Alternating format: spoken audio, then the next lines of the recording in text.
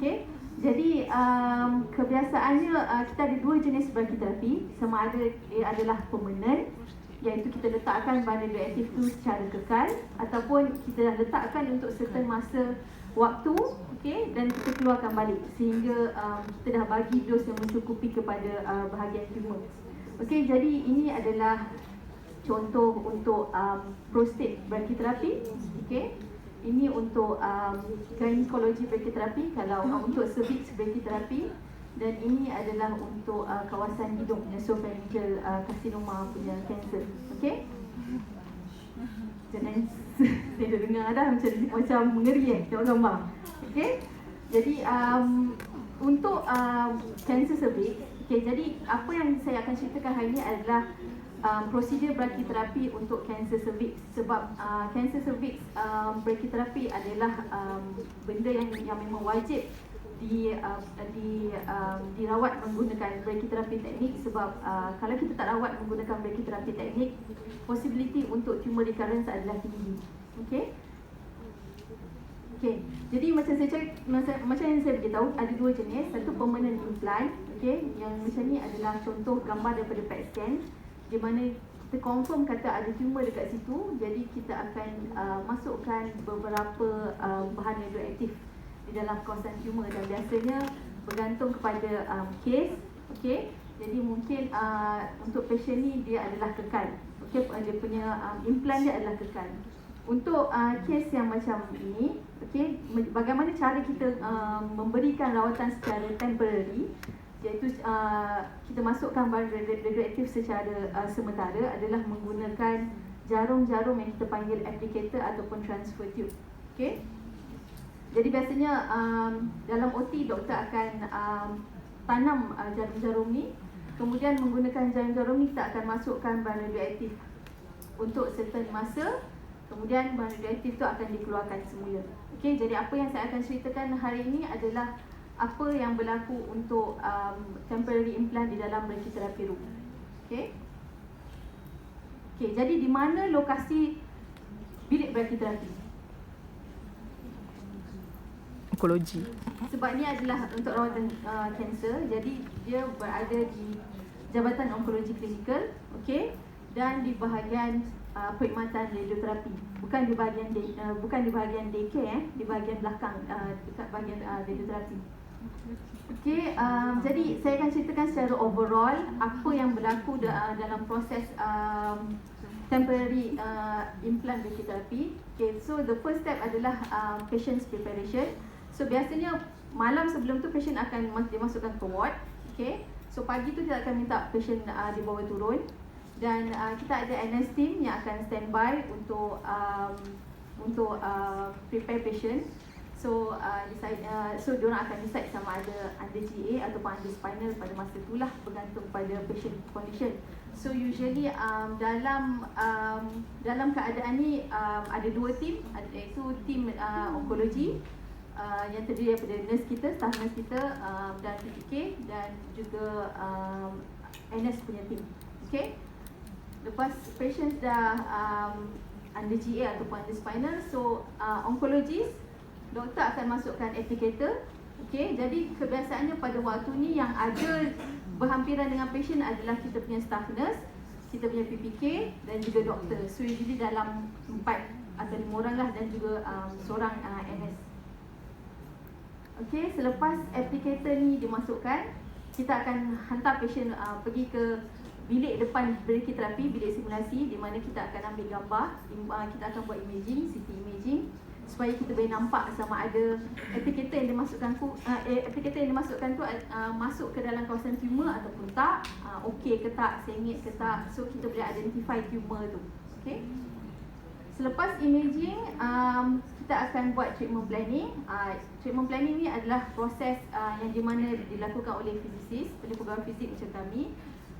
Kita akan kira berapa dos yang kita nak bagi dekat kawasan tu. Macam ni, warna merah ni menunjukkan kawasan dos yang paling banyak lah. This is the prescribed dose lah. Kawasan yang warna biru, hijau ni, dia punya dos dah makin turun. So kita tengok sama ada kawasan tumor tu dapat full dose ataupun tak from this fraction. Dan juga kita akan kira berapa dos kepada organ at risk yang berdekatan, macam rectum, bladder. Okay, so kita akan tengok sama ada dia within the tolerance ataupun tak. So kalau okay, doktor akan approve, kemudian kita treat. Okay, so usually masa treatment dalam bilik brachytherapy hanya patient sahaja yang berada di dalam. Okay, tak perlu ada siapa-siapa nurse ke doktor ke untuk standby, tak perlu, sebab kita ada CCTV untuk monitor daripada luar. Okay, so treatment biasanya bergantung kepada berapa banyak dos yang kita bagi. Makin banyak dos kita bagi, makin lama lah treatment time dia. Okay, so selepas treatment adalah kita keluarkan applicator tu. So usually yang keluarkan adalah staff nurse. Melainkan kalau biasa dia keluarkan tu macam patient bleeding non-stop, baru kita akan call doktor yang in charge. Okay, so daripada ke 6 step ni, okay, so yang hanya 3 sahaja yang melibatkan staff untuk berada di dalam brachytherapy room.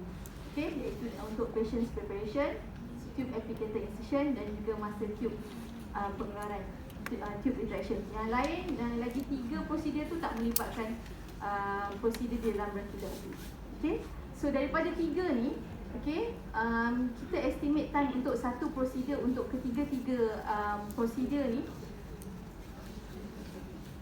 adalah lebih kurang, untuk patient's preparation lebih kurang 15 to 20 minutes. Okay, for tube applicator insertion between 30 to 44 minutes. Okay, this depends on the complexity of the cases. Okay, kalau makin susah doktor nak cari off, nak masukkan, makin lama lah staff berada dalam bilik OT. Okay, untuk tube applicator retraction pun lebih kurang 10 to 15 minutes. Keluar senang, masuk yang susah, ambil masa lama. Okay, so in total untuk one procedure is between 1 to 1.5 hours. Okay, so okay, so itu saya just bagi overview berapa lama masa staff nurse ataupun PPK kena spend untuk one procedure in a brachytherapy room. Okay, so ini adalah kita punya UMMC brachytherapy room. Okay, jadi ini adalah katil patient, ini adalah mesin GA, ini kawasan penyediaan untuk staff nurse. Okay, dan ini kabinet lah semua. So dari dalam gambar ni, untuk siapa yang belum ada idea tentang brachytherapy, agak-agak kat mana kawasan dia punya radiation source ni?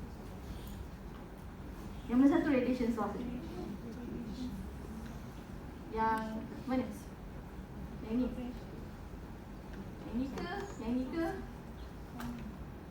Warna apa? Yang mana satu? Biru. Siapa boleh nampak radiation source tu kat mana? Warna biru. Tu tepi katil. Siapa boleh nampak? Ini dia nampak. Yang mana? Warna apa?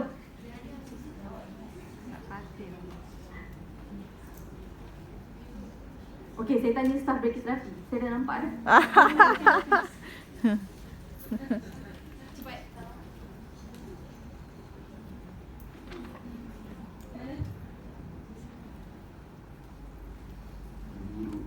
Mana biru?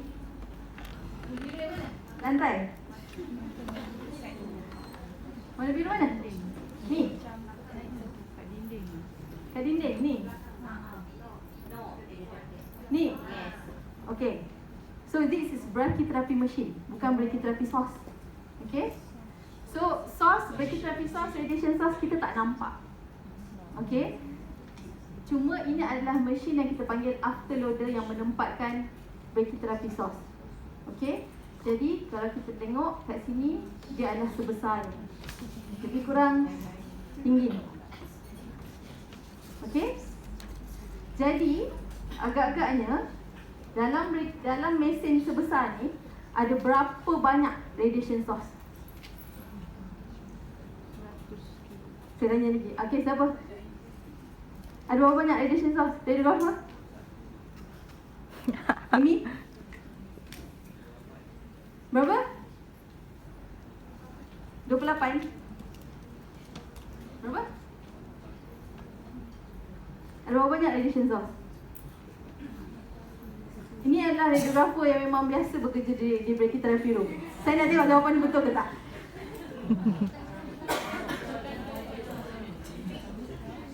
Berapa?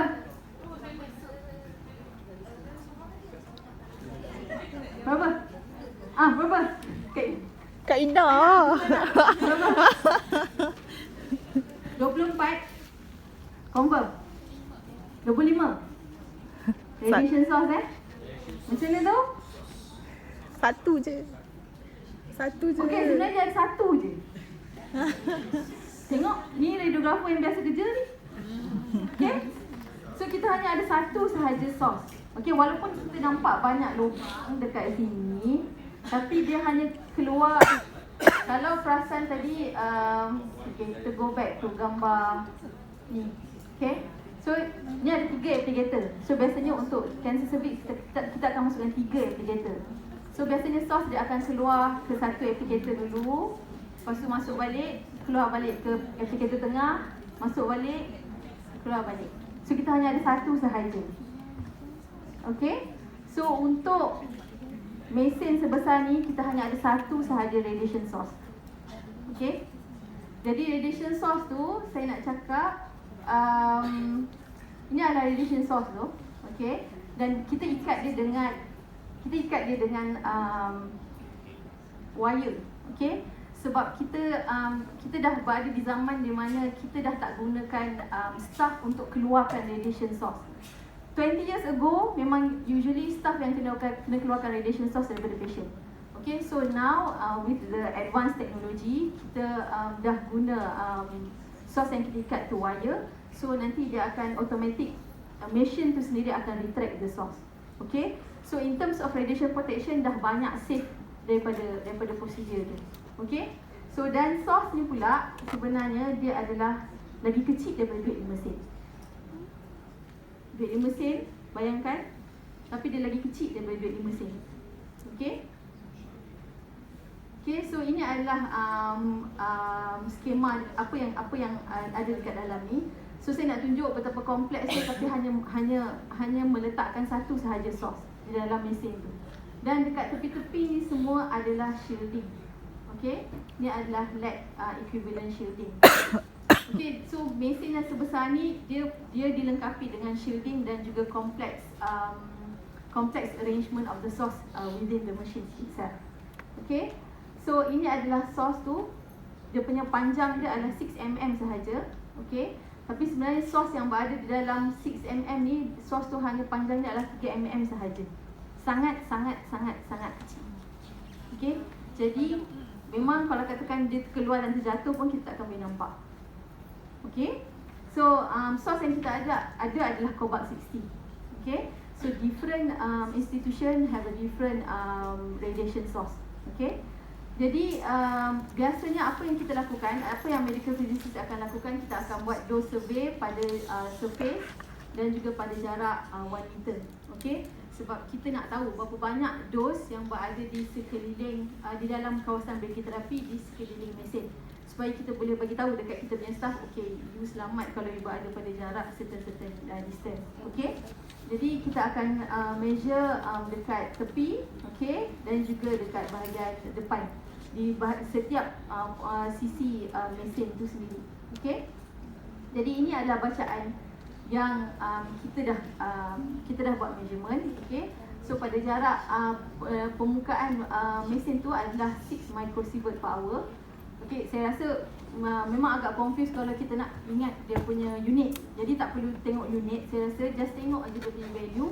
So makin jauh kita measurement yang dilakukan daripada permukaan mesin, makin rendah dia punya permukaan dia punya radiation dose dia. Okay, so ini adalah pada permukaan 5 cm. Ini adalah pada 1 meter, 1 microsievert per hour. Ini adalah 0.7. So 0.7 ni adalah pada 1.5. Okay, kenapa saya measure pada 1.5? Sebab selalunya patient punya table kita letak pada jarak 1.5 daripada mesin, dan kita tahu usually kita punya staff nurse akan berdiri di berdekatan dengan patient. Okay, so ini adalah dose survey yang kita buat. Okay. So bagaimana pula, berapa banyak pula dia punya dose tolerance untuk patient yang pregnant. Okay. Jadi ini, so jangan confuse lah, ini adalah bacaan yang kita dapat daripada mesin. Tapi sekarang kita nak tahu berapa sebenarnya limit dose kepada fetus. Okay. So ini adalah calculation yang kita buat. Ini based on guideline. Okay. So saya rasa anda semua pun tak perlu hafal lah, sebab ini usually physicist yang akan buat. Okay.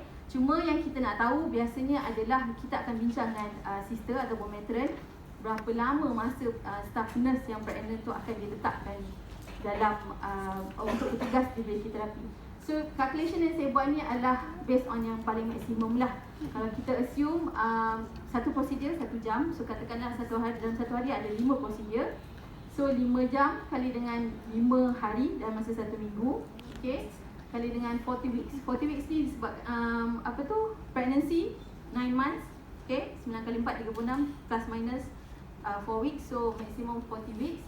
So dia punya based on calculation ni, dia punya dose limit dia adalah 1 microsievert per hour. Okay. So kalau tengok balik tadi, 1 microsievert per hour ni adalah dose limit kepada fetus. So antara ketiga-tiga ni, dekat mana yang sebenarnya staff tu selamat kalau dia nak berdiri selama 5 jam tanpa bergerak ke mana-mana untuk masa 5 hari untuk selama 40 minggu. Okay. So kita nasihatkan dia untuk berada pada 1 meter ataupun paling bagus 1.5 meter and away lah. Okay. Jadi ini adalah contoh calculation yang kita buat. Okay. Jadi soalan ni, jawapan dia apa? Yes. Betul, confirm yes. So kalau katakan anda pregnant, bolehkah anda bekerja di dalam bilik brachytherapy? Boleh. Okay. So is it safe? Okay, jadi macam saya cakap, calculation yang saya buat tadi adalah was made on the assumption of kalau staff tu bekerja selama 5 jam di dalam brachytherapy room, provided dia hanya berdiri sahaja, tak bergerak mana-mana pada jarak 1 meter. Okay. Lepas tu kalau katakan dia bekerja 5 hari tanpa non-stop, okay, dan sekiranya staff tu tak ditukarkan sepanjang dia pregnant tu, dia memang diletakkan di dalam brachytherapy sahaja. Okay. So calculation tu was made based on this assumption. But in reality, okay, selalunya maximum number of procedure yang kita ada masa sehari adalah 3. Okay. Dan selalunya 3 ni pun maksimum tu kita hanya ada hari Isnin dan hari Rabu. Hari Selasa, Khamis, Jumaat usually kita ada 2 sahaja. Okay. 2 sahaja pun tak melibatkan prosedur yang kompleks macam yang tadi. Okay. Lepas tu usually staff dia tak bergerak, dia tak stay dekat satu tempat, dekat tepi patient je. Okay, dia move all around in the OT. Okay. Dan selalunya staff akan bertukar setiap bulan. Okay. Jadi sebenarnya memang in conclusion memang sangat-sangat selamat kalau katakan seorang staff pregnant ditugaskan dalam bilik brachytherapy. Okay. Jadi ini gambar staff kita. Okay, so ini contoh dia. So selalunya dia akan berada di kawasan ni ataupun di tepi kiri atau kanan patient, dan most of the time memang dia akan berada dekat sini. Okay. Ini usually staff nurse hanya berada di kawasan ni bila untuk applicator reflection sahaja. Okay. So for take home message, okay, so please consult your physicist in charge, okay, before you assign any pregnant staff to be working in a brachytherapy room for a longer period of time, okay, and also limit the occupancy, maksudnya kurangkan berada di dalam brachytherapy room kecuali kalau betul-betul ada duty in case sahaja, okay. Jangan pula sebabkan bilik brachytherapy room tu macam belakang kan, jauh kan. Tiba-tiba rasa macam nak bergosip, jom kita masuk bilik brachytherapy room. Ya, macam tu. Okay. Sebab saya tahu ada staff yang macam tu. Okay. Bila nak bawang ni dia masuk bilik brachytherapy. Okay. So tak boleh. Okay. And then untuk orang yang bekerja, you have to remember the basic principle of radiation protection. Okay, what is basic principle of radiation protection? Apa dia? Apa dia prinsip asas untuk pelindungan sinaran? Baru dengar tadi ni rasanya. Alara as low as reasonable. STD, okay? Shielding, time and distance. So dalam brachytherapy you tak perlu guna shield.